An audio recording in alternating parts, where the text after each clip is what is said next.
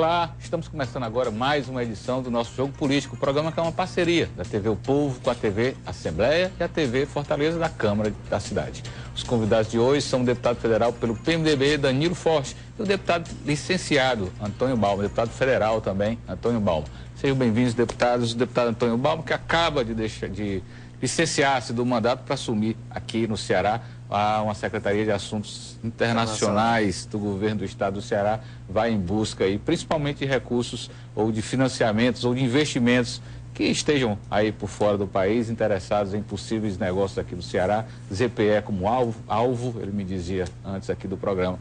E o deputado federal Danilo Forte aí, que está no olho do furacão. Bom, o senhor passou 6 últimos meses lá como deputado federal, atuando com algumas votações importantes. Observamos seu voto aí, por exemplo, em relação à maioridade penal, né? Teve uma posição a favor do projeto, né, para 16. Bom, o fato é que eu queria que o senhor fizesse uma leitura aí desse momento político que o senhor viu, vivenciou em Brasília e aonde é que o senhor acha que vai dar esse quadro que é bastante difícil do Brasil hoje. Eu acho que o grande fruto dessa nova legislatura foi exatamente trazer para o plenário da Casa os temas da sociedade. Esse é um tema que estava aí há mais de 20 anos sendo discutido e sempre com muito preconceito e sempre com subterfúgio de jogá-lo para frente, de adiar o processo, da indefinição. Agora, ajustando o Código Penal à realidade do momento que a sociedade vive, eu não tenho dúvida e concordo com o deputado Balma que há uma evolução, né? O jovem de hoje não é o jovem de 70 anos atrás, quando foi constituído o Código Penal, né? Hoje a informação, a comunicação, né? E querendo bem ou mal, mais 95% de todos os jovens do Brasil têm acesso a uma boa ou má escola, mas tem alguma formação.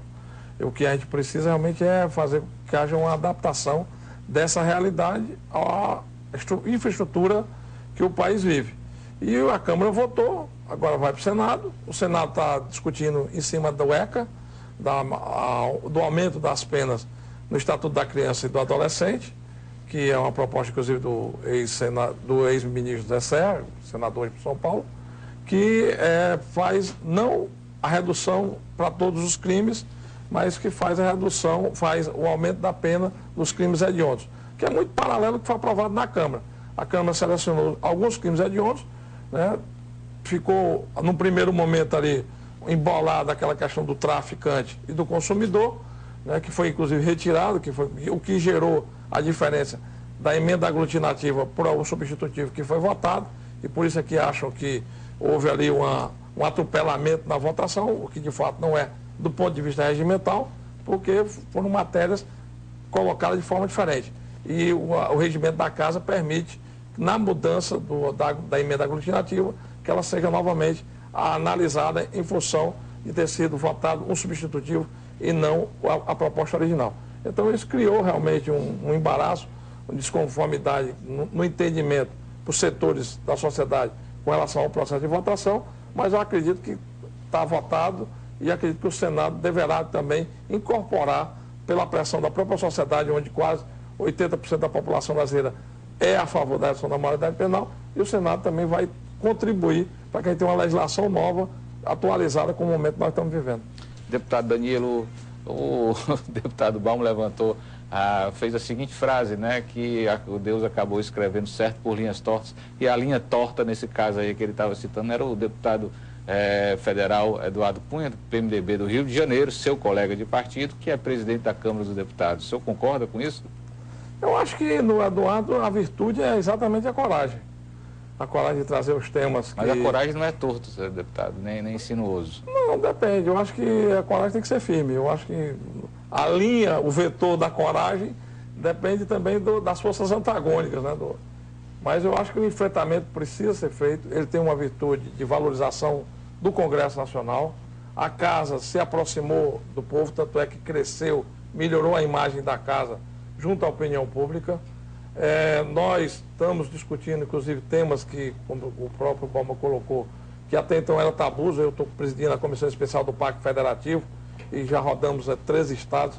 Para a semana agora estou na Bahia, na Assembleia da Bahia, discutindo a questão do Pacto Federativo. Até a presidente agora já convocou a reunião de pacto da governabilidade que é um genérico do Pacto Federativo.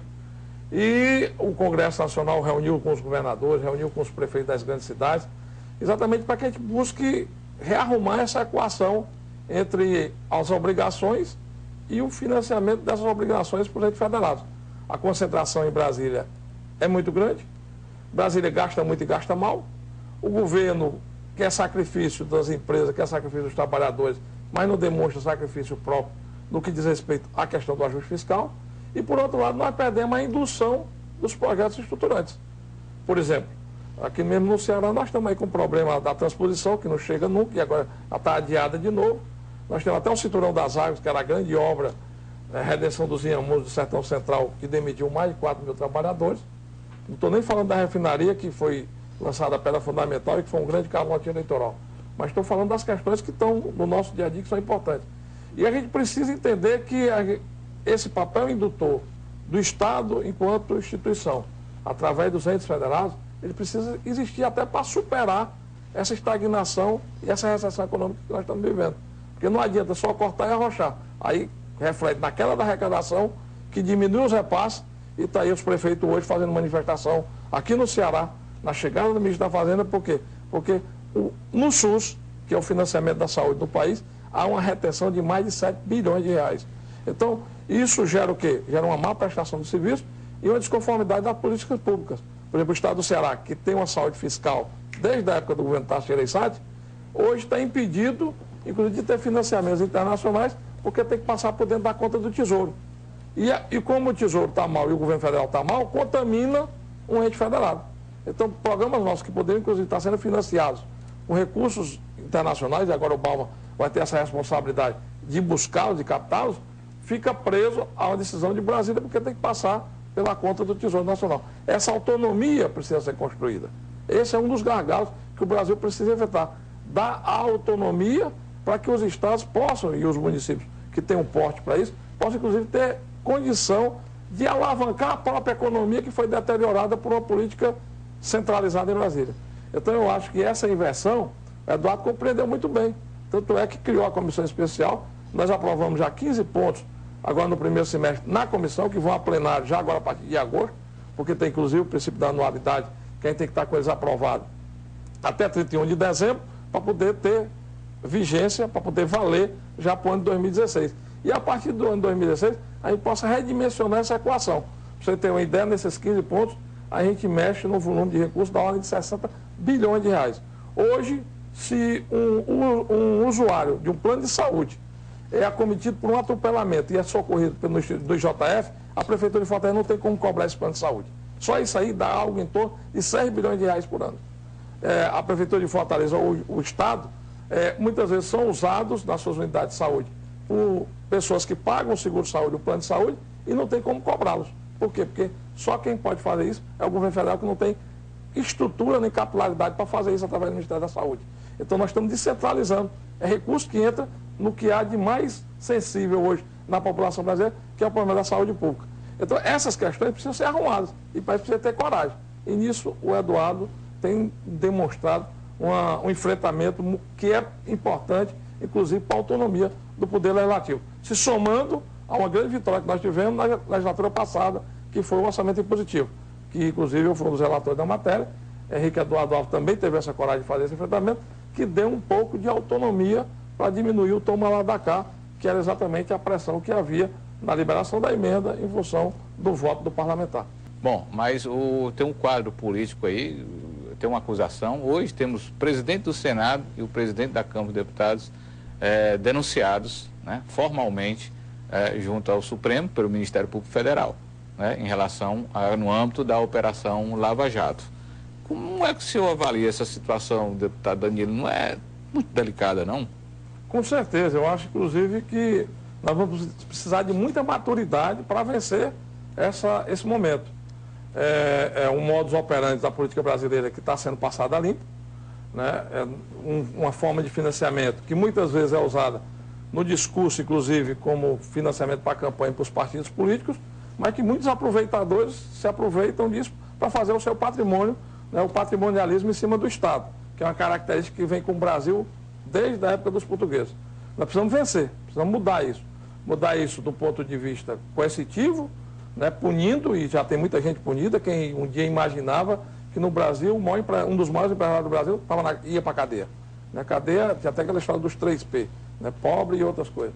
Mas rico não ia. E ele está lá, rico na cadeia, respondendo. Eu acho que isso vamos tirar disso muitos ensinamentos, políticos importantes também sendo punidos, e doravante, quero eu, a gente possa, nessa maturidade, fazer com que o país avance. Porque também tiveram países que saíram de operações semelhantes como a Itália, saiu dos mãos limpas e veio o Berlusconi. Eu até brinco, a nossa sorte é que o Silvio Santos já está muito velho para ser presidente da República. Mas se não fosse, a gente pode sair, inclusive, dessa crise tendo retrocesso. Né? E, inclusive, a prisão agora do Almirante afasta até um pouco a possibilidade de um golpe autoritário dentro do quadro que nós estamos vivendo. Mas nós temos que, inclusive, criar uma alternativa de poder. Uma alternativa de poder no novo modelo, esse da descentralização, que eu já falei, fortalecendo a autonomia dos estados e municípios, fortalecendo o Pacto Federativo, melhorando a relação da política. A reforma política ficou muito aquém do que a gente queria, né? Houve uma certa frustração com relação à reforma política. Eu acho que nós vamos voltar a esse tema ano que vem, não para a eleição de 2016, mas para a eleição de 2018 ou para a eleição de 2022. Eu acho que nós vamos voltar a esse tema, com certeza, para que a gente possa melhorar essa relação do representante com o representado e do financiamento das campanhas políticas. E, ao mesmo tempo, a gente tem que ter maturidade também para que não desarrume o Estado brasileiro de uma forma capaz de gerar uma crise que a gente passe a ter um retrocesso econômico, de perca das empresas e de perca também da governabilidade. Então, eu acho que a gente tem que, com relação a essa questão, encontrar uma solução, uma saída para a construção do futuro, né?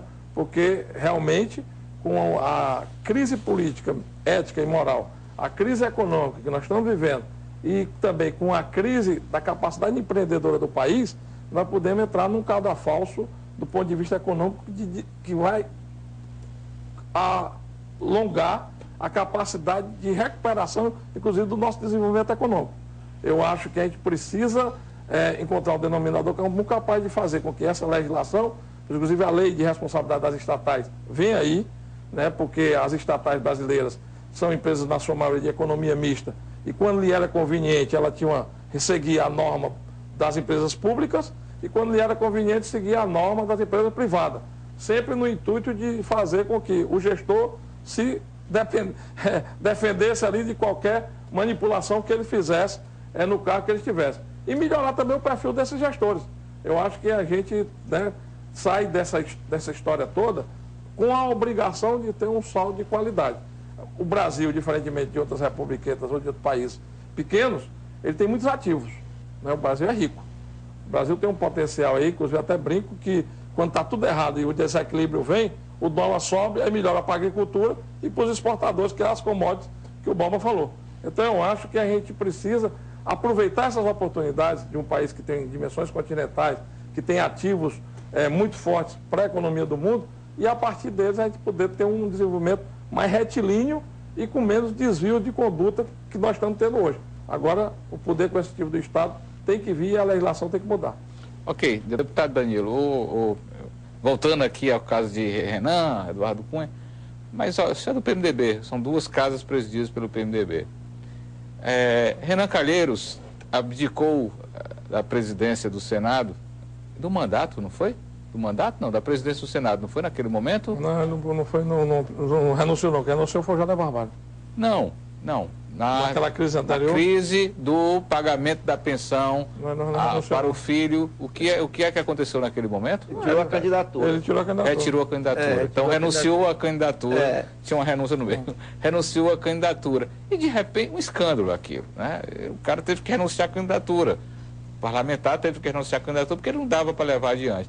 E alguns anos depois volta, sabe? E o PMDB não discute essas questões, sempre tem uma crise partidária muito forte, não, deputado? Também o seu partido, por exemplo, não deveria estar colocando esses temas aí no cerne da questão. Rapaz, é correto, é adequado que Renan Calheiros vá disputar a presidência do Senado? em nome do nosso partido? Ele hoje é presidente, né? Ele hoje Não, é presidente. dizendo há algum tempo atrás, porque né? Estatutariamente o maior partido no Senado indica o O PMDB tinha outros candidatos, né? Poderia ter outros candidatos, né, deputado? O PMDB ele não é muito diferente dos demais partidos no Brasil, né? O partido do Brasil tem mais ou menos a Constituição. O partido que era diferente era o PT e ficou igual aos outros. Ou pior. Aí que você está dizendo. Então, quer dizer, eu acho que essa remodelagem ela passa por uma questão cultural e passa por uma evolução política que nós estamos vivendo. Eu acho que a história do Brasil republicana é pequena, nós temos 100 anos de república, e a história democrática é menor ainda. Nós estamos vivendo o maior período democrático da nossa história, da Constituinte para cá. E esse amadurecimento ele tem que se dar, inclusive no combate a esse patrimonialismo que é histórico no Brasil, né, que vem desde a colonização. E isso permeia não só o PMDB, mas como a toda a classe política e todos os políticos e todos os setores da sociedade. Porque corrupção não tem só na política, não. Corrupção tem desde o médico que não dá o recibo da receita até a cola no concurso público. Né? Então tem uma crise de quadros aí, deputado. Então eu acho que a gente precisa avançar nesse conceito.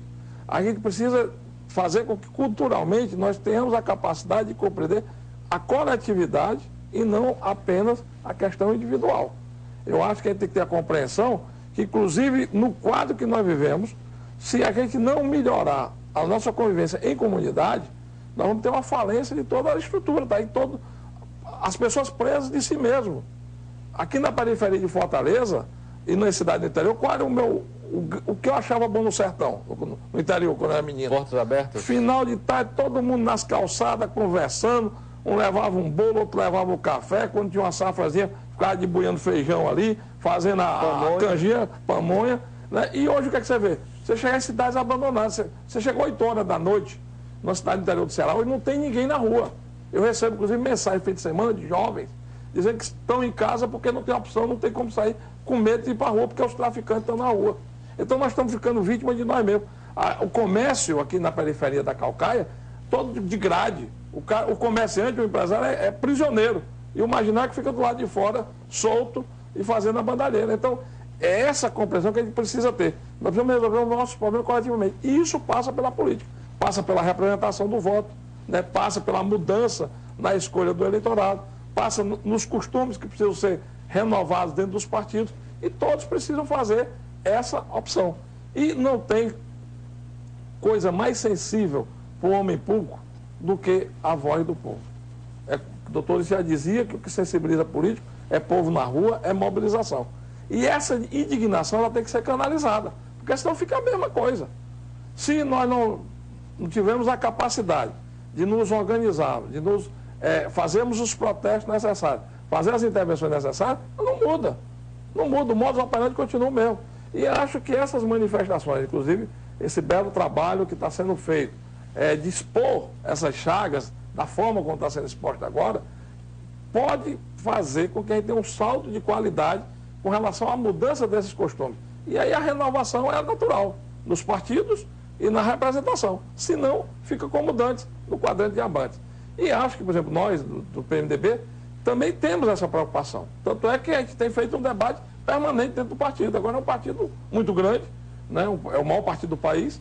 Nós fizemos esse questionamento quando fizemos o manifesto em 2012, que eu fui um dos signatários, questionando o caminho que a presidenta Dilma estava tomando, que poderia, inclusive, comprometer as conquistas sociais. Não existe lugar nenhum do mundo que você garanta desenvolvimento social sem desenvolvimento econômico. Não tem como, porque o que garante o desenvolvimento social é a economia, senão você não tem como pagar a conta. Né? Os que avançaram, e está aí a Argentina como exemplo, quebraram. Né? E também, por outro lado, a gente, na própria convenção, agora no final do ano passado, 43% do partido foi para a convenção, não querendo a renovação da eleição com o PT, né? Querendo uma outra alternativa, porque sabia que essa continuidade ia dar na situação que nós estamos vivendo hoje.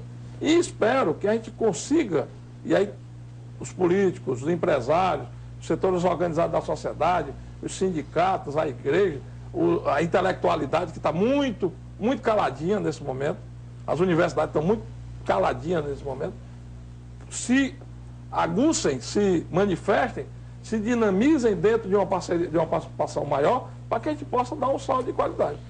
O senhor falou em universidade, lembrei da campanha eleitoral que os reitores das principais universidades públicas federais do Brasil foram publicamente dar apoio à candidata Dilma Rousseff. Eu nunca tinha visto isso na história do país. Bom, deputado Danilo, o senhor está em uma disputazinha, uma briguinha aí com seu líder, o Eunício Oliveira? É líder porque comanda o partido, não é? Aqui no Ceará.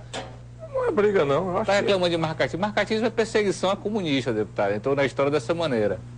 Se transformou num sinônimo de qualquer tipo de perseguição política. O PMDB sempre Mas foi... deixa eu lhe perguntar objetivamente sobre isso. Os partidários, os membros desse partido, não devem votar no candidato a governador desse partido? E quem não respeitar essa decisão não deve, de alguma forma, pagar por isso, deputado? Eu acho o seguinte, a formação política brasileira ela é muito debilitada. O PMDB agrupa um sentimento de frente, desde o tempo, inicialmente, do combate à ditadura, contra a Arena, que era o partido autorizado, inclusive, pelo próprio sistema, e ali aglutinou e o povo participou e disso aí sedimentou um partido que tem um pluralismo interno muito grande. O PMDB sempre teve uma democracia interna generalizada. O PMDB, inclusive, a discórdia dentro do partido sempre foi até muitas vezes estimulada, né?